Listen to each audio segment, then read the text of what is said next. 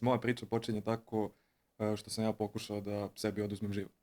Treniram, sportista sam, radim, jednostavno živim kad se dogodi ovako nešto što se meni dogodilo, to se jako brzo ispriča i počinje da dobije neke nove oblike za koje niste ni znali da postoje. Rekao bih da je potrebno da zatražimo pomoć onda kad nam je pomoć potrebna. Mnogo osoba sa invaliditetom ima problem da zatraži pomoć. Treba ih ubediti da ne da smo normalni, nego funkcionišemo kao i svaka osoba na ovom svetu. Imamo iste potrebe, ista htenja, iste želje. Emocije su smenjive.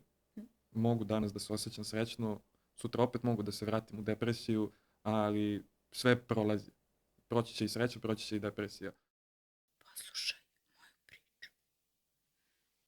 Poštovani slušalci, dobrodošli u još jednu epizodu podcasta Poslušaj moju priču. Moj ranjeni gost je prilikom pada doživeo povredu kičme i od tog trenutka teže kontroliše donje ekstremitete i hoda uz pomoć štaba. Međutim, ta povreda ga nije sprečila da postane doslovno pobednik života, jer on od tog trenutka postaje zahvalan na svakom danu i zahvalan što ima mogućnost da hoda, pre svega. Ja dočekam da čujete njegovu priču, jer je Lazar Makulović moj ovonedjeljni gost. I Lazare, hvala na izdvojenom vremenu i s obzirom da je tvoja priča snažna, nadasve posebna i jaka, želela bih da uputiš i mene i naše slušaoce šta se zapravo dogodilo. Pre svega hvala tebi na pozivu. Dosta teške reči za ono što se meni desilo. Moja priča počinje tako što sam ja pokušao da sebi oduzmem život. I taj pokušaj je meni na neki način doneo novi život, nešto što je zahtevalo jednu dozu prilagođavanja, jer kada od zdrave osobe koja je svakodnevno u pokretu, koja trči, koja i trenira fudbal, koja je aktivni član društva, pohađa školu, sve to, dođete do momenta da 3 meseca ležite u krevetu, život se dosta promeni i potrebno je privikavanje. Ja sam se srećom prilagodio novom životu i zaista mogu da kažem da mi je život pa isto kvalitetan kao što je bio i pre same povrede. Kome duguješ zahvalnost što si se vratio u normalan život ponovo? Ko ti je bio najveća podrška na putu ka ponovnoj samospoznaji? Pa najveću zahvalnost, ovo će zvučati pretencijozno, dugujem sebi, zatim svoj porodici koja me podržavala, prijateljima, starim, nekim novim koje sam stekao, ali zaista da ja nisam uložio trud u svoj oporavak, ne bih bio ovde gde jesam. Ti si doslovno ustao iz blata, ponovo. I koliko ti je bilo teško i potrebno vremena da objasniš sebi da možda više nikad nećeš trčati, hodati, da nećeš više biti toliko okrenut sportu kao ranije? U suštini, to je dolazilo vremenom. Kada sam se probudio u šok sobi u kliničkom centru, ja sam bio ubeđen da ću ja ponovo živeti isti život koji sam živeo. Do nekog drugog meseca rehabilitacije ja sam i dalje gajio nadu da ću ja ponovo trčati, ponovo igrati fudbal, i onda vremenom postajem svestan da se to možda i neće desiti. I onda počinjem i da prihvatam to. Proces je bio dug, bolan, ali eto, vratio sam se svemu što sam zaista radio i pre povrede. Treniram, sportista sam, radim, jednostavno živim, pa rekao bih normalan život, iako to možda i ne postoji, nego je samo neka floskula. Nisi iz Beograda, pa me zanima koliko te Beograd promenio. Dosta dugo si u Beogradu, pre emisije smo malo razgovarali i da li te možda taj tempo velikog grada nekako promenio da i ti nekako misliš brže, radiš brže, da nekako se prilagođavaš svemu što te život u Beogradu nosi? Ne, ja se životu u Beogradu još uvijek nisam prilagodio nakon svih ovih godina. Jednostavno, živim jednim onako sporim životom u ovom brzom gradu, ali mislim da i to ima svojih prednosti, tako da delom sam prihvatio neke tekovine Beograda, ali i dalje sam negde ostao onako, to je jedno malo dete iz malog mesta u istočnoj Srbiji. Trenutno radiš kao farmaceut, ali mi je jako zanimljiva činjenica o tom životu da si najpre upisao filozofiju. Pa da li možda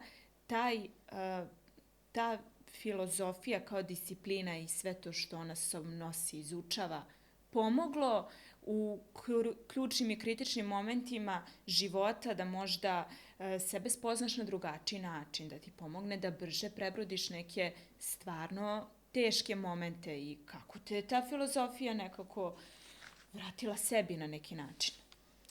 Samo mala ispravka, farmaceutski tehničar sam, nisam farmaceut. Izvinjam se. Sve u redu. Filozofija, široka tema, ali da, uticala je na neka moja razmišljanja. Mislim, to je toliko stara disciplina, nije ni nauka, da se izučava sve od antičkih vremena pa do danas i zaista može da pruža neke uvide u stvari u kojima nekad možda i ne razmišljamo u toku svakodnevnog života.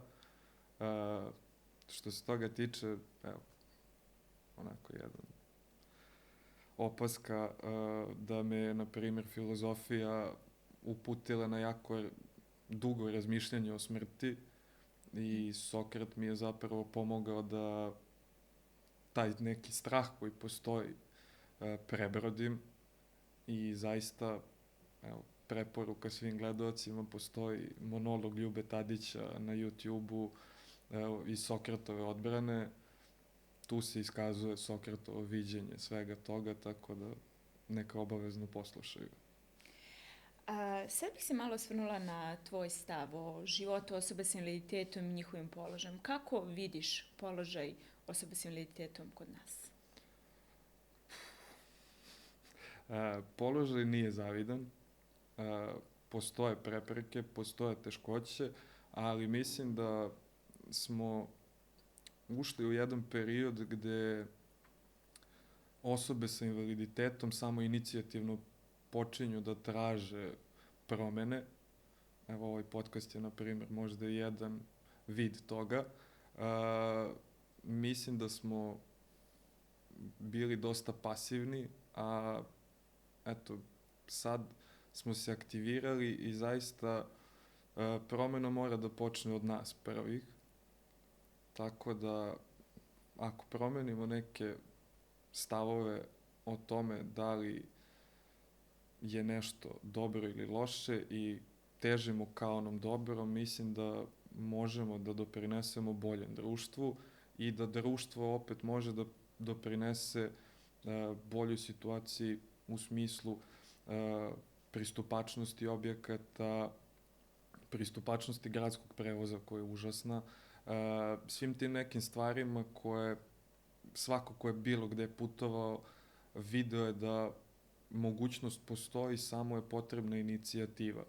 Tužno je što ta inicijativa mora da krene od ljudi koji se s tim problemom susreću i da nema sluha za naše probleme u nekim i strukturama vlasti ili bilo gde, ali mislim da težimo ka bolje.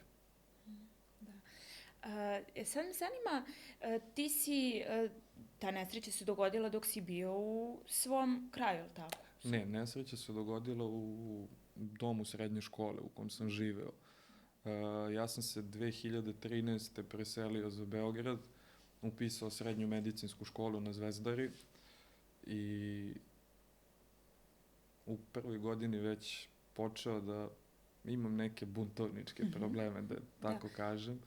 Sad, pitam te, zato što bi voljela da mi napraviš paralelu gledanje ljudi na drugačije od većine u malom mestu i u velikom gradu. Napravi tu paralelu, jer ima nekih ključnih razlika ili je to nešto zanemarljivo? Pa, u suštini, kada živite u malom mestu, vi poznajete svakoga i svako poznaje vas. Kad se dogodi ovako nešto što se meni dogodilo, to se jako brzo ispriča i počinje da dobije neke nove oblike za koje niste ni znali da postoje, ali suštinski se odnos ljudi prema meni nije promenio zato što se moj odnos prema njima nije promenio.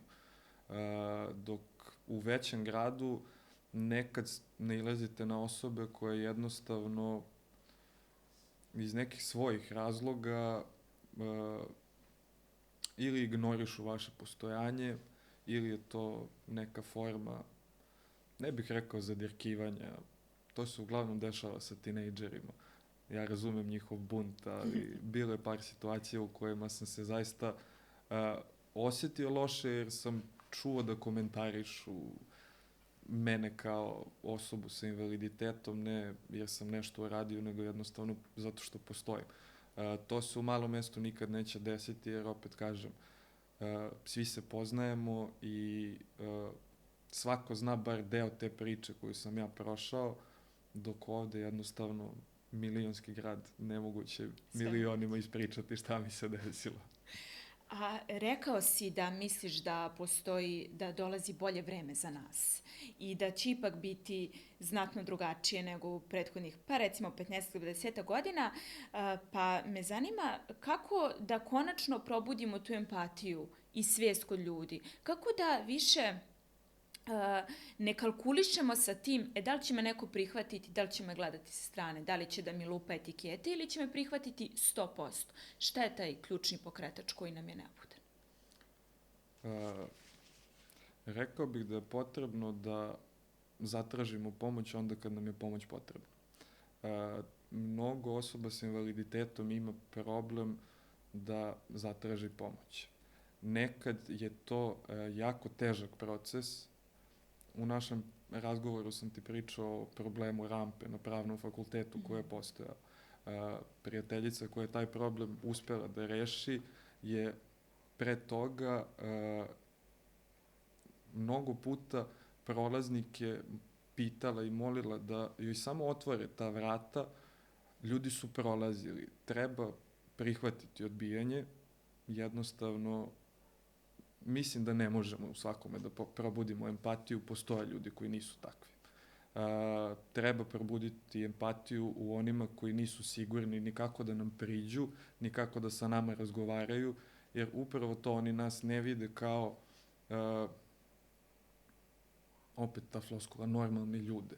Treba ih ubediti da ne da smo normalni, nego funkcionišemo kao i svaka osoba na ovom svetu. Imamo iste potrebe, ista htenja, iste želje, šta god. Znači, postojeći uvek ljudi koji neće biti briga za nas. I mislim da treba to prihvatiti, jer ne možemo se svakom svideti. Ako se svakome svidimo, onda mislim da nešto radimo pogrešno. Da. Voziš? Da li si vožnju položio iz prve? Kako je bilo iskustvo? Da li su isto ljudi bili malo skeptični ili si ti naravno svojim samopouzdanjem sve pobedio? U suštini vožnju sam položio tek iz 3. puta, ali to je već... Bravo, bravo! Ne, nije postojalo skepse. Problem je u tome što sam vožnju morao da polažem u Beogradu, što je negde izazov sam za sebe, jer gužva je konstantna, potrebno je da se osoba privikne, koja prvi put sada u automobil, jednostavno potrebno je naći vremena za izvučenje ulica i svega, ali skepsa nije postojala jer jedina škola koja pruža obuku za osobe sa invaliditetom je u Beogradu i radili su sa mnogo osoba sa invaliditetom pre mene, tako da verujem da znaju da osobe sa invaliditetom mogu i tekako da polože, i tekako mogu da budu dobri vozači, tako da u suštini greške su bile moje, zato sam iz 3. puta položio. Bar si iskren. Zanima me sada, ako bi mogao da kažeš par reči o toj autoškoli koja sprema osobe s invaliditetom. Zato što sam ja u razgovoru sa prijateljicama shvatila da one imaju neka ružna iskustva. Kako su se ti instruktori prema tebi ophodili? Kako su imali strpljenje? Su bili ljudi ili su bili u fazonu? Ne, iskustvo je tekako loše.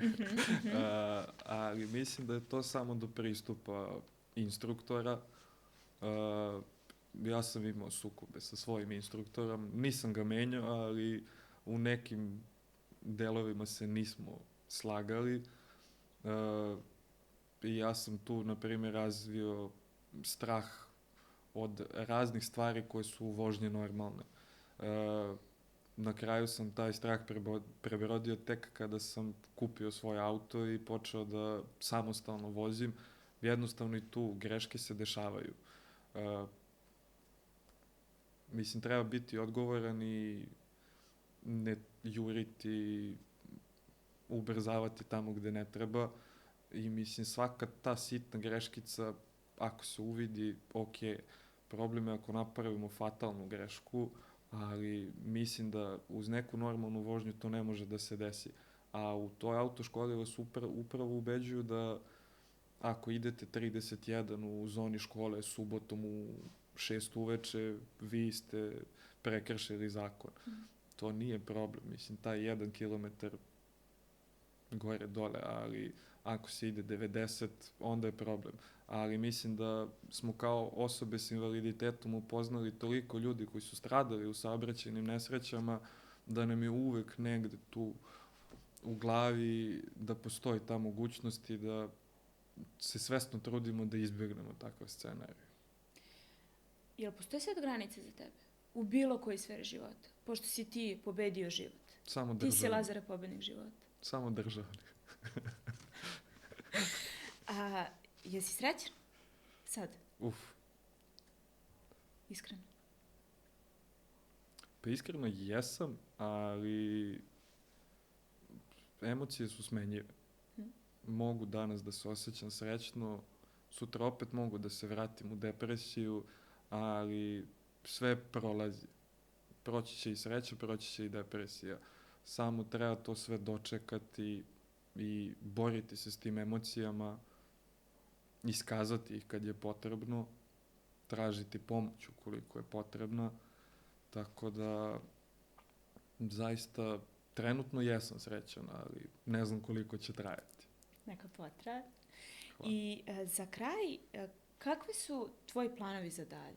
Koje su tvoje želje? Evo idemo u susret na ovoj godini, pa šta bi možda, ili šta bi poručio našim slušaocima, jer tvoja priča je zaista posebna. Pa mislim, želje postoje, ali nisu nešto preterano velike. Želim jednostavno da imam svoj neki mir koji sam stekao, a što se neke poruke tiče, i u sledećoj godini kao i u ovoj, za sve ćemo naći rešenje. I to je nešto čime se ja vodim kroz život, da sa čime god da se suočim, naći ću rešenje da to rešim. Da se to na kraju završi dobro. Jer sam jednom u životu stigao do toga da izaberem neko loše rešenje i to me dovelo u ovu situaciju, tako da od tada pa evo do sada uvek se trudim da nađem rešenje koje će biti manje pogubno, da tako kažem. Mnogo mi se sviđa što imaš taj optimistični pristup životu i što si nekako sam sebi dokazao da zapravo jesi pobednik života i stvarno sam srećna što sam imala čast da upoznam osobu po tebe i nadam se, poštovani slušalci, da ste vi uživali, tako da se vidimo i naredne nedelje. Do sledećeg gledanja, svako dobro.